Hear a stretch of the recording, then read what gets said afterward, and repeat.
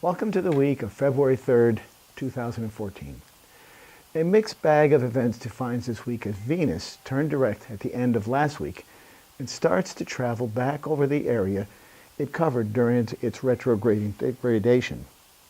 This will take about 5 weeks or so until it reaches the late degrees of Capricorn, where it started its backwards journey.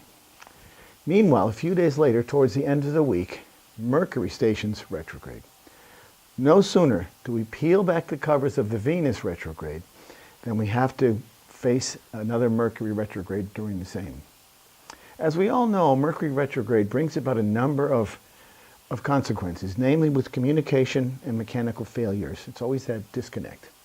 Mercury starts out in the early degrees of Pisces, where it was conjunct Neptune, and then it travels backwards into Aquarius, where we may see this influence on the world stage, particularly with regard for contracts, negotiations, and treaties even. Aquarius shows its strongest characteristics on the global stage, so we might expect a discussion in that particular area. That's where it's most likely.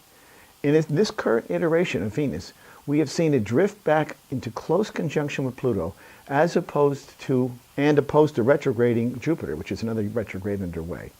It is in this placement that we may have brought topics of relationships to the table. Many of us may have felt uncertain about our connections to others, romantically, socially, and occupationally even. The same theme may simply feel like pushing the pause button. It's sort of like people just taking a break. Doubts and long, hard looks are evident in this type of alignment, as Pluto tends to dredge up the deepest thoughts possible. This may feel particularly heavy, and yet this should gradually dissipate as we move forward. However, by the week's end, we will be in the thick of it with Mercury, forcing another type of retrograde, another long look at different things as it travels backwards. So the Pluto station is significant, yes, but it is moving on and it is going to change very soon. We're getting our way out of it. Every week my website has new content. I have new astrology for the week, new radio shows, fantastic new radio shows coming up, new artwork.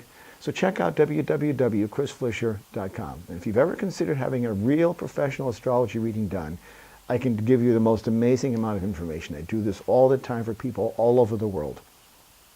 Crisp, accurate, intimate information about you. It's based on your birth date, your birth time, and your birthplace.